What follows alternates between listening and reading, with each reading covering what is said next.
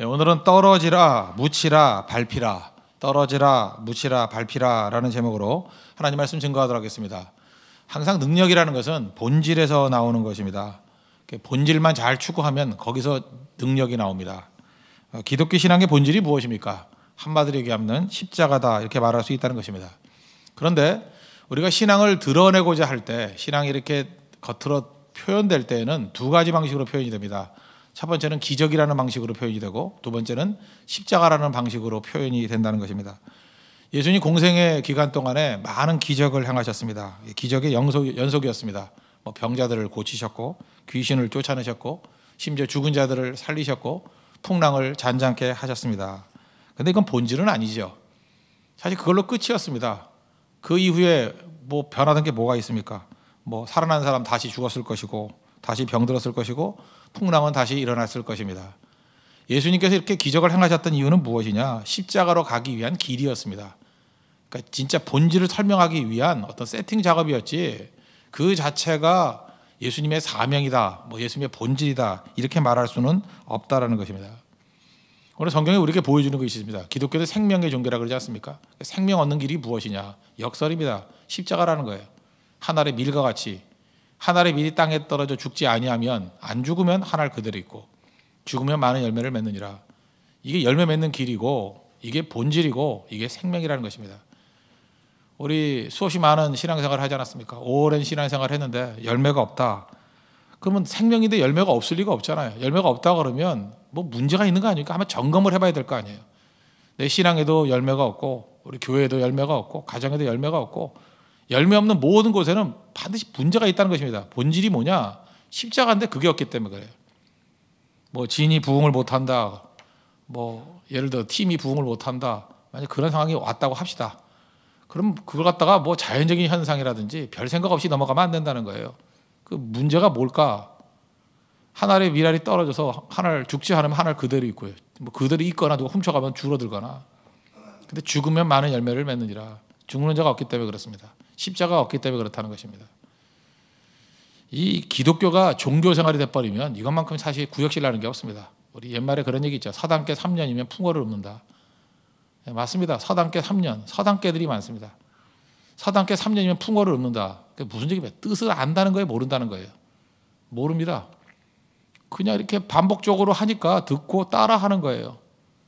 신앙을 따라하는 서당계 신앙이 있습니다. 풍어를 읊듯이. 그래서 교회 시스템 다 압니다. 내용이 뭔지 알고, 그저 신앙 있는 척하는 것도 다 알고, 서당계입니다. 근데 중요한 게 뭐예요? 서당 학생이 돼야 될 거 아니에요. 그 글을 읽으면 글의 뜻이 무엇인지를 알아야 될 거 아닙니까? 풍어를 읊어서 뭐 할 거예요? 그 풍어의 내용이 뭔지를 알아야죠. 우리도 마찬가지입니다. 예수님 말씀을 듣는다 그러는데 예수님을 풍월식으로 말할 수 있어요. 서당계 같이 되뇌길 수 있어요. 정답은 다 말할 수 있다는 것입니다. 그게 서당계죠. 그러나 그 뜻을 깊이 알고 깨우침이 있어야만 비로소 거기서 생명이 나오고, 그 본질에서부터 능력이 나오기 시작한다는 것입니다. 우리 개 아니죠. 인간입니다. 하나님의 자녀입니다. 그 자녀다운 올바른 믿음 가지고 나아가는 그 모습이 반드시 있어야 된다는 것입니다. 그런데 우리는 많은 순간에 이 자기 부인인데 죽는다는 것이, 자기 증명 쪽으로 신앙을 사용할 때가 되게 많다는 것입니다. 자꾸만 증명하려고 그래요. 내가 누군지, 내가 얼마나 유능한지, 얼마나 힘이 있는지. 그러면 시끌벅적하긴 한데 특징이 뭐냐? 열매가 없다니까요. 근데 자기 부인이 있으면, 땅에 떨어져서 죽는 밀알의 삶이 있으면 이상합니다. 이상하게 아무것도 아닌 것 같이 보이는데 열매가 있어요. 저는 이 시점에서 우리 교회가 이 열매가 풍성해지는 그런 터닝 포인트가 되는 우리 거룩한 시점이 되길 바랍니다. 그래서 다시 십자가로 돌아가야 된다고 생각합니다. 어떤 분이 성도의 삶에 대해서 묘사를 할 때 모탕에 비유하는 걸 봤어요. 모탕이 뭐냐? 목욕탕이 아니고 모탕이 칼질을 할 때 밑에 받치는 걸 도마라 그러죠. 그냥 이렇게 맨바닥에 하지 않잖아요. 도마 위에다가 이렇게 칼질 하잖아요. 똑같이 도끼질 할 때 도마 같은 걸 모탕이라 그런대요. 나무 덩어리 있죠? 나무 토막. 거기다가 장작을 올려놓고 이렇게 내리치지 않습니까? 그 밑에 있는 받침을 모탕, 이렇게 얘기한다는 것입니다. 모탕은 도끼를 피하지 않는답니다. 맞죠? 도끼가 내리찍더라도 모탕이 피하면 안 되죠. 그리고 심지어 자기를 내리찍는 도끼 날을 보호해 주죠. 모탕이 있으니까 도끼 날이 안 상하잖아요. 그리고 그 위에 장작이 올라갔을 때 장작이 잘 쪼개지도록 도와주는 도구, 모탕이다. 모탕은 시간이 지나면 지날수록 계속 이렇게 찍히니까 파일 거 아닙니까? 움푹움푹 파이는 거. 그 파이는 만큼 살아나는 거죠. 모탕은 참 묘합니다. 자기를 내리찌는 것 같은 도끼 날을 보호해주고 장작이 잘 쪼개지게 만들고, 그리고 도끼가 모탕이 있으니까 힘있게 내리치는 거 아니에요? 이상해요. 그 모탕이 있을 때만 주변 사람들이 능력을 발휘해요. 도끼 날도 날카롭게 역사하고요, 장작도 짝짝 쪼개지고 모탕이 있기 때문에 그렇다는 거예요. 우리 교회 안에 이런 모탕 같은 성도들이 옛날에 많았답니다. 많은 성도들이 나를 치십시오, 나를 찍으십시오, 내가 죽고 전체가 살기를 원합니다. 그럴 때 교회가 어마어마하게 능력을 발휘했다는 것입니다. 근데 지금은 어떠냐? 모탕이 없다라는 거예요. 그러니까 여기저기서 뭘 일을 하려고 해도 힘을 다 줄 수가 없대요. 모탕이 없으니까. 도끼날이 나가버리고 장작이 펴지지 않고 무력해지고 서로 견제하고 왜 날 죽이냐 그러고, 이제는 모탕이 아니라 다 돌멩이가 돼버렸습니다. 딱딱한 대리석이 돼버렸어요. 서로 다 죽이는 것입니다. 다시금 생명길로 돌아갈 수 있는 가장 좋은 것은 뭐냐? 맞고 패이는데 거기 힘이 있다는 것입니다. 우리 모든 성도들이 이제부터 우리 모탕 같은 삶을 살아갈 수 있는 그런 성도로 거듭나길 바랍니다. 거기에 힘이 있습니다. 거기에 능력이 있다는 것입니다. 오늘 생명 낳기 위한 길 한번 보십시오. 그게 죽는 거라는 거예요. 십자가라는 거예요. 예수님이 친히 보여주신 것입니다. 고통의 길 좋아하는 사람이 누가 있습니까? 그런데 고통 너머에 생명이 있다 그러면 고통은 고통이 아니죠. 꿈입니다. 그래서 예수님의 꿈은 십자가였습니다. 왜? 십자가 자체를 즐긴 게 아니에요. 십자가 너머에 있는 그 아름다운 모습, 생명의 모습, 그걸 바라봤기 때문에 그렇습니다. 그래서 이 진리를 알았던, 이 모탕의 삶이 진리라는 걸 알았던 사도 바울은 갈라디아서 6장 14절에서 내게는 우리 주 예수 그리스도의 십자가 외에 결코 자랑할 것이 없으니, 십자가만 자랑하겠다는 거야. 이유가 뭐냐? 바울이 머리 나쁜 사람 아닙니다. 여러 가지 다 따져보니까 예수 그리스도의 십자가 외에는 생명이 풍성해지고 열매를 풍성히 거두는 길이 없더라는 거예요. 어리석은 짓 그만하자는 거예요. 십자가의 길밖에, 이거 외에는 열매 거둘 수 있는 길이 아무것도 없다. 그리스도로 말미암아 내가 세상이 나에 대해서 십자가에 못 박히고 내가 또한 세상에 대해서 십자가에 못 박히겠다. 바울이 걸어갔던 길이 과거에는 자기 증명길 아니었습니까? 믿는 사람 핍박하고 내가 얼마나 강한지를 보여주는 인생. 그 다음 십자가의 길을 걸어가잖아요. 얼마나 많은 열매를 거둡니까? 바울 서신을 통해서 많은 사람들이 성경이 되어버렸잖아요. 그리고 그의 삶을 통해서 수없이 많은 사람들이 예수님께로 나오는 사도가 되었다는 것입니다. 뭐 다 아는 얘기 한번 해봅시다. 1950년대 미국에 큰 충격을 주었던 사건이 있죠. 이렇게 전국적인 사건이 있습니다. 그 중에 하나가 그 위튼 대학이라고, 그 시카고에 있죠. 위튼 칼리지. 거기 아주 뛰어난 수재들, 짐 엘리엇이라고. 그 5명의 그 뛰어난 사람, 특별히 짐 엘리엇은 위튼 대학에서, 위튼 칼리지에서 교수 요원으로 채용하려고 그랬습니다. 똑똑한 20대의 청년이었어요.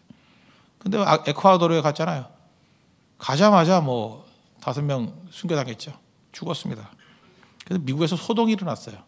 그 당시에는 뭐 사진 찍고 이렇게 쓴 잡지, 라이프라는 잡지가 있지 않습니까?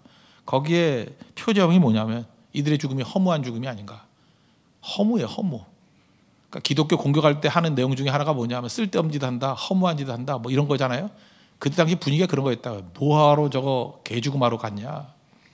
그래서 그때부터 짐 엘리엇의 죽음의 문제에 대해서 전국적인 논쟁이 벌어졌다니까. 이게 얼마나 유명한지 우리도 지금 다 알잖아요. 그 논쟁, 당시에는 허무하다, 헛된 것이다, 이런 게 되게 많았다는 것입니다. 그 와이프가 있죠, 엘리자벳 엘리엇. 그런 얘기를 했습니다.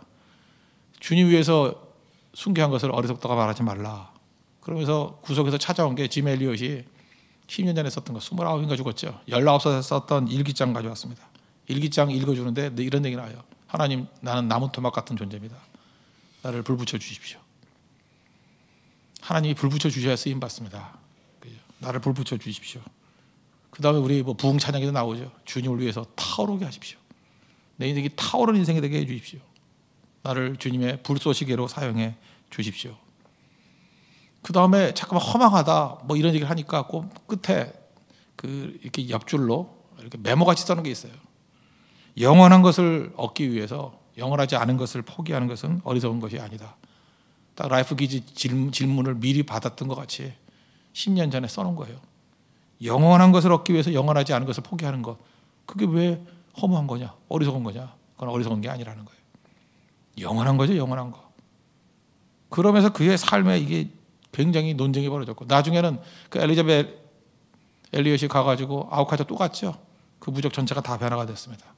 잘 보세요. 선교사 하나 가가지고 부족 전체를 변화시킨다는 거 쉬운 일이 아닌데 죽음을 통해서 변화되잖아요.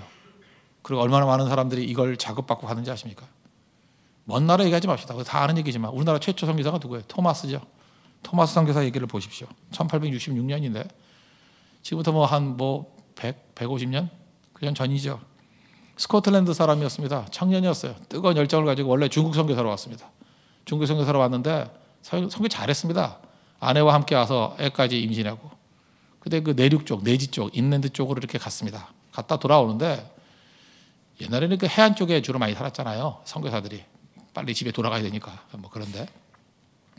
근데 그 동료 선교사 부인이 이게 충격적인 이렇게 그 유산하는 걸 봤습니다. 여자분들이 그런 것 같아요. 임신했을 때 충격적인 장면을 보면 자기도 충격을 받는가 봐요. 같이 충격을 받았습니다. 그래서 유산하는 모습을 보고 자기도 유산을 했어요. 그래서 이렇게 동일시돼가지고. 그리고 그 몸조리를 제대로 못해가지고 돌봐주는 사람이 없어가지고 홀로 죽었습니다. 얼마나 비참합니까? 하나님의 복음을 증거하러 왔다 그러는데 아내가 임신 중에 아이 죽고 산모 죽고. 너무너무 큰 충격 속에 통곡했어요. 토마스가 통곡했어요. 사랑하는 아내를 잃고 통곡했다고요. 그리고 선교본부에 편집을 했죠. 사표냈습니다. 나 더 이상 선교사 못하겠다고. 내가 하나님을 안 믿는 건 아니지만, 하나님 믿음을 포기하는 건 아니지만 난 도대체 이게 수용이 안 된다고. 그럴 수 있습니다. 사람이 극심한 충격 속에 일 못할 수 있어요. 그리고 이렇게 통역을 할 수 있으니까 그 세관에서 통역사로 일했습니다. 그러다가 1, 2년 지났는데 거기서 조선 사람들 조선 상인 만났습니다. 만나 조선 상인이 뭐라 그러냐? 우리나라에는 기독교 하는 사람이 아무도 없는데, 예수님 아는 사람이 아무도 없는데 좀 선교사 좀 보내주면 안 될까요? 그래서 여러분들도 이렇게 요청하는 건요, 하나님께만 요청하는 게 아니라 잠깐만 이렇게 간절한 건 누구한테 말을 해야 됩니다. 토마스가 그 얘기를 듣는 순간에 다시금 불이 붙었어요. 저는 이 토마스 얘기를 보면서 느낀 게 뭐냐면 불입니다. 불. 짐 엘리엇을 통해서 알 수 있는 게 뭐냐? 불이에요. 하나님이 어느 순간인가 우리에게 불을 붙여주셔요. 다시 가슴에 불이 붙어요. 그러니까 일을 할 수 있는 거예요. 그건 생명의 불입니다. 제너럴 셔머너가 대동강으로 간다 그러니까, 평양 쪽으로 간다 그러니까 그것도 통역사로 같이 탔어요. 뜨거운 마음으로 준비했습니다. 성경책 많이 찍어가지고 준비했어요. 성경책. 성경 말씀 뿌려놓으면 그것이 변화가 될 것이다. 아시죠? 이 강 잘 모르니까 제너럴 셔머너가 괜히 깊이 들어왔다가 물이 빠져버리니까 좌초가 돼버렸습니다. 그때 평양 국민들이 와가지고 공격해서 불태워 죽이잖아요. 그때 올라와가지고 박순권이라는 사람이 토마스 머리 잘랐잖아요. 그럴 때 자기를 죽이는 사람에게 손을 내밀어 성경책을 내밀었어요. 박순권이 잡았던 성경. 나중에 이 사람 그 초대교회에 중요한 인물 내버립니다. 그리고 12살짜리 최치장이라는 애, 그 성경책 막 뿌려놓으니까 그 몇 개 주워다가 신고한다고, 옛날 삐라 신고하듯이 신고한다 그러다가 깜빡 잊고 못했어요. 그래서 자기 그 친척 가운데 그 박영식이라는 그 말단 그 직원이 있습니다. 거기에 신고해서 갖다 줬어요. 그럼 이걸 처리할 길이 없잖아요. 다 죽였는데. 잘 보니까 종이질이 좋아요. 그래서 반쯤은 도배로 썼고, 옛날에 우리 신문지 같은 거 도배했잖아요. 방 도배를 했고, 나머지는 화장실에 좀 썼대요. 그런데 중요한 건 뭡니까? 도배를 해놓으니까 누워서 눈만 떠보면 한자 성경이니까 보이는 거예요. 말씀이. 그때의 말씀이 요한복음 쪽이었대. 그게. 그리고 변화가 됐습니다. 박영식. 이 사람 변화돼가지고 이 사람 집이 그게 평양에 있는 널다리래. 널다리 교회가 됐고, 이 박영식의 집이요, 이 널다리 교회가 나중에 1907년에 평양 대붕이 일어났던 장대현 교회가 됐다 그러지 않습니까? 누구예요? 토마스 선교사의 순교의 그 자리에. 그 다음에 제가 확인할 길은 없는데 제가 이렇게 기사를 한번 본 적이 있습니다. 평양 과기대라고 있지 않습니까? 거기가 그 양각도인데, 그 자리가 평양 과기대 이렇게 기초공사 하다가 하나 발견됐대요. 발견된 게 종이 하나 발견됐는데 거기 이렇게 써 있대요. 토마스 선교사 기념교회 종. 그 자리가 지금 평양 가게 돼 있던 자리가 옛날에 장대교회 자리인가 봐요. 거기가 널다리 교회. 뿌리는 어디로 갑니까? 토마스까지. 소름 끼치지 않습니까? 잘 보세요. 어떤 한 사람이 상처 입고 불 하나 붙어가지고 왔더니 하나님이 그냥 순교의 길로 가게 만들어봐요. 한 일이 뭐가 있어요? 성경책 뿌려주고.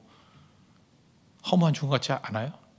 근데 그걸 통해서 한국 기독교의 뿌리, 1907년에 그 대부흥은요, 스코틀랜드, 웨일즈, 뭐 이런 모든 부흥, 인도 부흥, 이런 모든 걸 다 합쳐놓은 것보다 더 대단하다 할 정도의 어마어마한 부흥이었어요. 그 뿌리에 누가 있습니까? 토마스의 순교가 있어요. 허망하지 않죠. 이게 요한복음 12장 24절의 말씀 그대로 아니겠습니까? 우리는 최근에 많은 죽음 보면서 안타까워합니다. 정문적으로 애도합니다. 아프죠. 그 어린아이들이 힘들게 고통 속에 죽어가는 모습들. 힘든 일입니다. 정말로 분노도 하고 애도도 하고 슬퍼도 합니다. 그런데 우리 백보향보에서 다 죽잖아요. 우리도. 사실은 그 육신의 죽음보다 더 심각한 죽음을 성경은 뭐라 합니까? 영적 죽음이라고 그러잖아요. 영적 죽음. 우리 크리스찬들이 영적 죽음에 대해서 이 정도 애도합니까? 육적 죽음에 대해서는 난리 하면서. 그러니까 참 우리 육의 사람들이에요. 그죠? 육이 중요한 거예요. 영적 죽음은 영원한 지옥 아니에요. 영원한 지옥. 영생, eternal life, eternal death. 영원, eternal. 근데 그거에 대해서는 감각이 없어요. 별 생각이 없다고요. 육체적인 죽음에 대해서 애도하십시오. 그러나 더 큰 애도는 사실은 영적 죽음에 대해서 애도할 줄 알고 그걸 안타까워하고 지금도 많은 영혼들이 쓰러지고 깨지고 마귀의 종들이 돼가고 지옥의 백성이 되고 있다는 것에 대해서 우리가 일어서야 된다는 것입니다. 뭐 간단히 인도 선교 갑니다. 다음 주에. 뭐 지난번 네팔 선교 갔습니다. 성도들 삶 가운데 선교 얘기하면 이렇게 얘기할 때도 있어요. 허무한 거 아니냐? 허망한 거 아니냐? 뭐 일주일 간다고 뭐 되냐? 그렇습니까? 예수 믿는 사람들이 앉혀놓고 뭐 3박 4일 동안 교육받아서 예수 믿었습니까? 여러분들? 지나가다 던지는 한마디. 한마디. 토마스 선교사가 왜 갔어요? 조선에는 복음이 없는데, 선교사가 없는데 그 한마디 불 붙이는 거예요. 한마디 한 번의 세미나, 한 번의 전도 집회, 한 번의 만남, 한 번 전달됐던 그런 그 인쇄물들 허망하지 않습니다. 절대로 허망하지 않아요. 그걸 통해서 하나님께서 놀라운 일들을 이루신다는 것입니다. 마귀가 머릿속에 집어넣은 거 함부로 떠들지 마십시오. 허망한 거 하지 말고 그죠? 뭐 허무하다 그렇지 않다는 것입니다. 그러므로 두 번째입니다. 우리가 해야 될 일이 뭐냐? 이게 적용적인 말씀입니다. 잘 죽어야 된다는 것입니다. 일하는 건 두 가지가 있다. 기적으로 일하는 방법이 있고 십자가로 일하는 방법이 있고 뭐 둘 다 좋습니다. 예수님이 다 하셨던 일이니까. 그러나 기적으로 일하는 건 본질은 아닙니다. 성도는 십자가로 일을 할 줄 알아야 된다는 것입니다. 생명은 크기에 있지 않습니다. 큰 거 하지 말고 중요한 거 생명 전하는 데 교회는 집중해야 됩니다. 뭐가 생명이에요? 말씀이 생명이에요. 그래서 딴 건 다 못한다 할지라도 말씀은 증거해야 되고 기도가 생명이에요. 예배가 생명이고 선교가 생명입니다. 그거 하면 됩니다. 그런데 여기 장애가 되는 게 뭐냐면 하나님께서 우리에게 모든 생명과 능력을 다 주셨는데 그걸 증거하기 위해서 우리를 보내주셨거든요. 근데 우리가 이게 좀 모자라요. 우리가 미랄이라고 생명을, 작은 생명을 주셔서 우리가 죽어야 많은 열매를 거두거든요. 근데 일단 떨어지는 건 좀 하는 것 같아요. 떨어지는 건. 뭐 어차피 떨어지는 건 뭐 하나님이 떨어뜨릴 때도 있으니까. 그죠? 떨어지는 거는 해요. 가끔 떨어지면. 근데 떨어지는 것밖에 못 해요. 묻혀야 될 거 아니에요. 떨어지는 건 하는데 묻히는 걸 못하는 사람이 있어요. 또 묻히는 것도 해요. 근데 누가 밟으면 막 신경이 팍팍 나요. 왜 밟아 그러고. 떨어지고 묻히고 밟히는 거. 그러면 열매 거둔다는 것입니다. 이 일 할 줄 알아야 된다는 거예요.